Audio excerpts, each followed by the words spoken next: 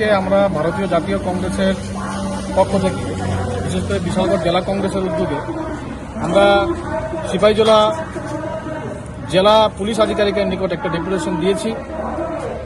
তার কারণ হচ্ছে এটা আপনারা সকলেই জানেন যে বিশালগড় মহকুমা এলাকার মধ্যে যে আইন শৃঙ্খলার চরম অবনতি, তার প্রতিবাদে এবং এই বিশালগড় মহকুমা এলাকার মানুষের নিরাপত্তাজনিত কিছু দাবি নিয়ে আমরা দাবি সনদ পেশ করে এসেছি।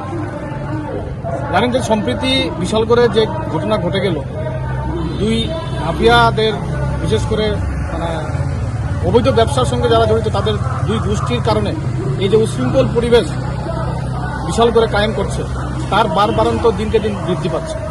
এই জিনিসটাকে দ্রুততার সঙ্গে সুরাহা করার জন্য আমরা এসপি সাহেবের নিকট আমরা ডেপুটেশন দিয়েছি।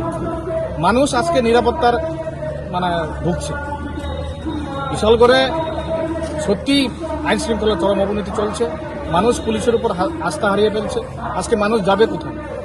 আমরা এও দেখতে পেরেছি যে কিছুদিন আগে আমরা খবরের কাগজে বিভিন্ন ইলেকট্রনিক মিডিয়ার মাধ্যমে দেখেছি যে বিশালগড় মহকুমা শাসক যিনি, ওনার চেম্বারেও উনি নিগৃহীতা হয়েছেন একজন জনপ্রতিনিধির দ্বারা। তো একজন এসডিএম সাহেব যদি, এসডিএম মহিলা যদি উনি নিরাপত্তা অভাব বোধ করেন, তাহলে সাধারণ মানুষ যাবে কোথায়?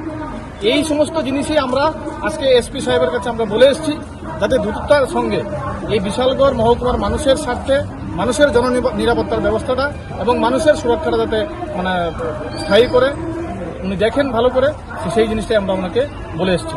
একটা বিষয় দেখতে পেলাম, আপনারা জেপ দিয়ে টহলদারির দাবি তুলেছেন, এটা কেন?